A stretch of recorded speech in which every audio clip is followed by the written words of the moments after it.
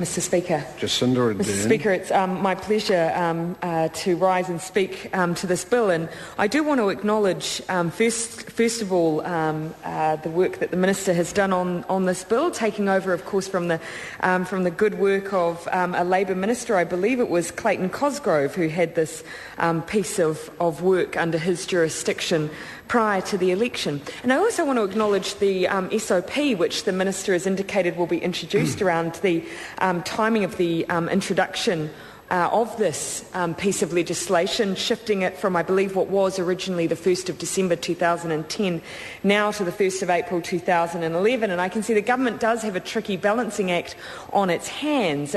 Quite a bit of substantive work, I think, is really being left to be done, a code and certain other matters for the new regulatory body that will exist, but they've also, of course, got the balancing act of, as the Minister pointed out, the Rugby World Cup. So I wish all those involved in that work the very best of luck. I will flag some concerns that Labour has with that residual work that will be carried out by those individuals, some of which I'm not sure they will be able to remedy. From our perspective, the process, particularly around Clause 66, has been wrong, but I will spend a bit of time on that particular issue. I do agree with the Minister that this is an area that, of course, was in need of a bit of an overhaul. The Security Guards Act of 1947, obviously things are a bit different in New Zealand now. The range of work that security guards, and not just security guards, but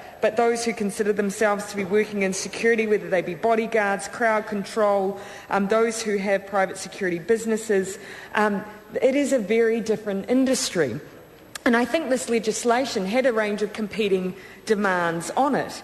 First and foremost, I think it's interesting to consider that in many ways those who do monitor our doors at evening establishments are in many ways, as we heard from the hospitality industry, the first enforcers of alcohol legislation. Businesses can lose their liquor licences based on whether or not that individual carries out their job properly. And yet we don't have a particularly comprehensive regime sitting around some of those individuals.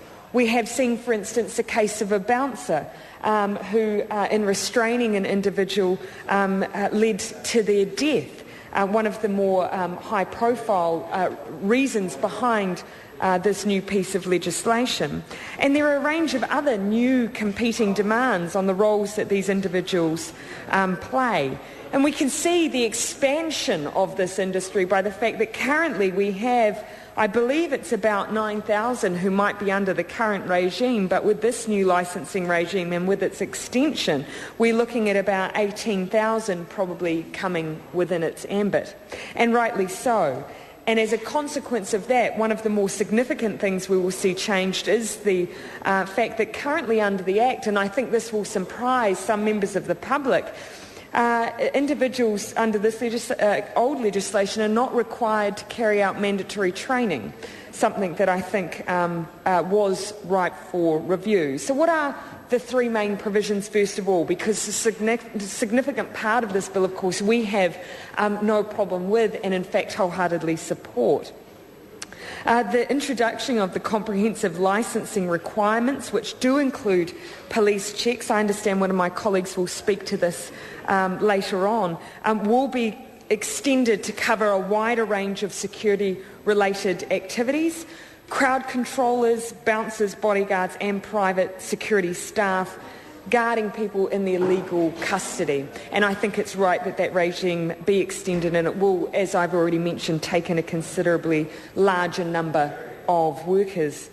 The private security staff will be required for the first time in New Zealand to undertake training, as I've mentioned, if their job is guarding property, persons or keeping order. Again, crowd control, as we heard during the Select Committee process, is an area of business that is growing. Often requirements for health and safety reasons means that when a big contract is going out for an event, crowd control is part of that.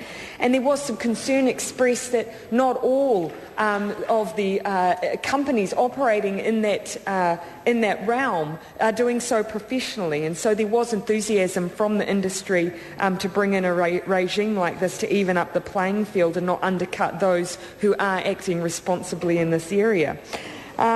Training will be, I think, a significant and will only add in a positive sense to the way the industry is currently working. And there is time to work with the industry, I hope, in developing the training regime that will which will sit around them ultimately. And I think those that are most successful are those which the industry have a huge part of building themselves. They know their needs and they know their own requirements. But also, as the Minister's already mentioned, there will be a dedicated enforcement body, the Complaints Investigation and Prosecution Unit, which not only will be ensuring compliance but will have a range of other responsibilities. And I think it's only right that, for instance, if we have extensive regulation around the way our electricity, those who work in our electricity sector are regulated, it certainly makes sense for an area like this with such constant interface with the public and often fragile, delicate situations that they too have such a body also. But I do want to come to the significant concern that both Labour and the Greens shared during the consideration of this bill. And I do need to acknowledge that Clause 66 was actually raised probably most often by the industry itself as well. And just for the sake of clarity for the House, Clause 66 restricts the taking and using of photographs and other recordings by a private investigator or private investigator's employee, and the making or using of other recordings without the subject's written consent. Now, of course, the argument that was made to us by the industry was that is a higher bar than the public. Basically, if a member of the public wanted to go out and take a photo of an individual, currently they could, but they themselves had a much tighter regime sitting around them. And my response to that was, for good reason. Their income is derived and generated by the fact that they, for particular jobs, will be pursuing individuals for whatever reason at which they've been employed, and they are many and varied.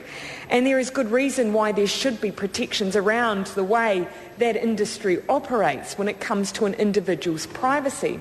But where we did have quite a lengthy discussion was Clause 66 too much of a blanket clause? Was it overly prescriptive and overly harsh in the operation of the way an investigator does their job? And I have to say, the Select Committee, I think, considered this in the most appropriate way it could. It was aware that the Law Commission was doing a review of the law of privacy, and so we did ask, rightly so, for the Law Commission to come in and update the Select Committee on the progress of that review. And it is noted in the commentary of the bill that the Commission suggested that in their view, while Clause 66 was too restrictive, they did not believe that it should be repealed until legislation had been enacted that did provide some kind of protection against intrusive surveillance. The discussion then followed within the Select Committee as to timing, whether or not it would cause too much disruption to the industry if we were to keep Clause 66 in place, then come back and review it at a later date, whether or not whether we should hold back the legislation altogether until we had resolved this issue, whether or not we should repeal Clause 66 on the condition of establishment of a code, which is essentially what we have here, or whether or not we try ourselves to draft a replacement. I do want to note that in all of that discussion, the advisers did take a view, and that was that, again, like the Law Commission, Clause 66 needed to be reformed. But they advised against proceeding with the options and instead suggested that perhaps waiting for the result of the Law Commission's work would be the best advice. Ultimately, Labour and the Greens were not in favour of Clause 66 being removed and being replaced with a regulating making power. And from my recollection, there was not enough certainty for us in that resolution I don't believe there was enough leadership shown in determining the direction that the government wanted to see this area going in terms of wider privacy legislation. And my fear is that there won't be enough coherence between this, what we will ultimately have as a consequence of this repeal, and what the Law Commission will produce as a result of their review. So I do look forward to discussing Clause 66 at greater length during the committee stages, because it remains a concern for me.